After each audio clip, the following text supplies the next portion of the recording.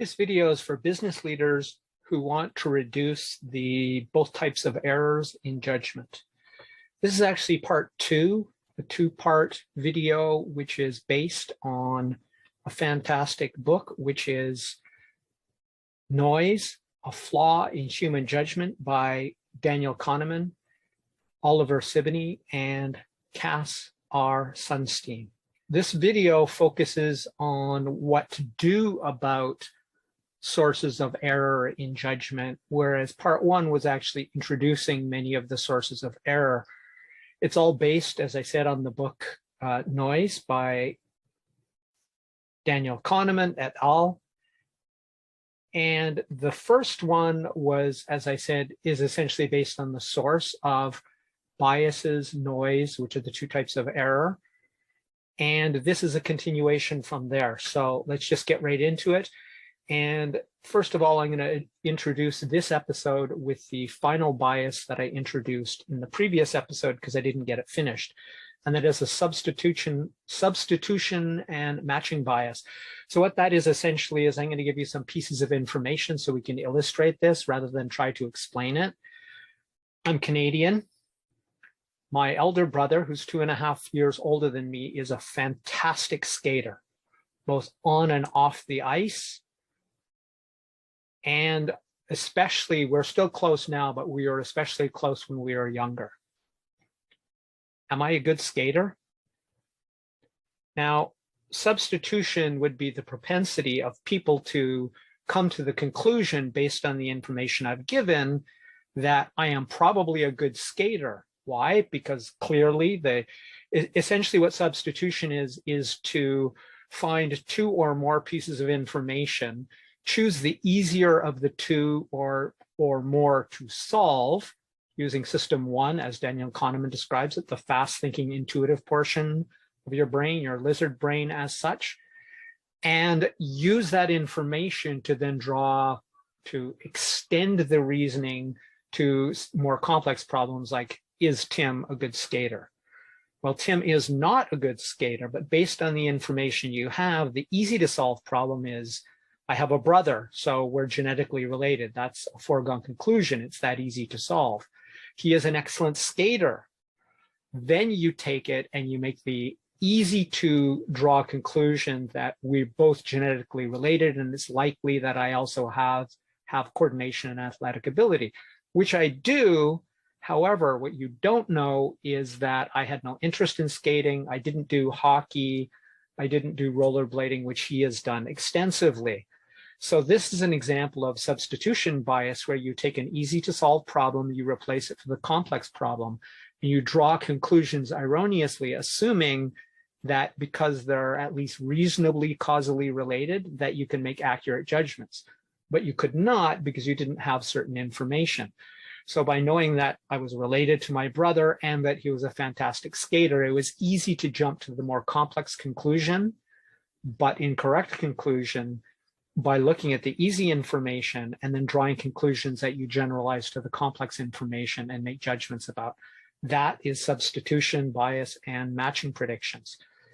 Another one, and this is the last one that bridges the two episodes here, is that mood messes with judgment. Surprise, surprise. When you're in a bad mood or a good mood, that colors your judgment of everything that you are exposed to at that time. Now, that would be the halo effect and the horn effect, which I referred to in the previous video, if you want to check that out. However, we're going to go on to now purely solutions to the problem of created noise and biases and how to reduce those errors. And this is a direct quote from the book. The outside view is a corrective judgment to intuitive predictions of all kinds. So by taking the outside view, either of yourself in ideal conditions, or how would I normally judge this? How would I normally approach this problem? And what kind of choices would I make about this data? In general, sort of standing back from yourself. That works to some degree, but I honestly think it works still kind of poorly because you are still yourself.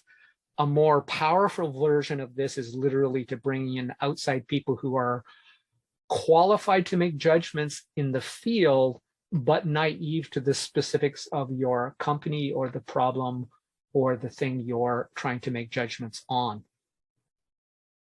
Now, here's the thing that really gets interesting about our judgments is that for our judgments for us to feel, not to be, but for us to feel confident in our judgments, two conditions must be met, and that is that they are comprehensively coherent. That's a fancy way of saying all the parts of the story agree and support the conclusion that you came to, such as I'm Canadian and my brother's a good skater and he's my brother. There's no information in there that suggests that I wouldn't be a good skater. You're missing it. That doesn't mean it doesn't exist. It's just that you don't know it. And the second condition for us to feel comfortable and confident, regardless of the truth, is that there must be no attractive alternatives. I engineered the story that I gave you to produce no attractive alternatives. You had no other explanation as to why I might be a bad skater or nowhere nearly as good at it as him. So if you have coherence in your narrative and each part supports the other towards your conclusion, and there's no alternative that is more or equally attractive, then you tend to produce confident judgments, but not necessarily accurate judgments. Now, here's a few ways to reduce noise, and that is variability in your judgment, which can be produced from bias and other sources. So the first one is to average or aggregate many independent judgments of the same data, the same information, the same problem to come to a judgment. By doing that, it's what they call the wisdom of the crowd, where one person's over judgment will be canceled out by another person's under judgment. And the higher the number is of samples, that is, the more people who make that independent judgment, the more accurate that judgment will be. And this has been demonstrated mathematically, though it's not hard to see why. So essentially what it is everybody regresses to the mean, which in this case would be an accurate judgment based on the average of all the judgments combined. Now, to make a good judge, which is very important, is a good judge has three basic criteria. And that is that the judges are trained well. They're skilled in making judgments, but more to the point, they are qualified and skilled in making judgments and understanding the information they're given to make the judgments. They already have some experience in whatever that area is. The second one is that they're intelligent. And I would suggest by intelligent, that should be as assessed by others, not themselves, because everybody via the overconfidence bias thinks they are more intelligent than average, yet that's statistically impossible. The third is that they have the right cognitive style, which is to say the right way of thinking, and that is to be actively open-minded and open to changing their mind based on new information. That's sort of the superpower trifecta of people who are good judges. Now, the other thing you can do, especially with larger, more complex situations, is you train and designate somebody to monitor and become basically a bias referee and to call out biases as they identify them in real time. And this is a technique specifically proposed within this book. Another technique, which is really good, and we've already kind of touched upon it, is delayed disclosure until information is absolutely necessary to be known, as in multiple people coming to their own independent conclusions before sharing information, and then later sharing information to come to even more accurate conclusions.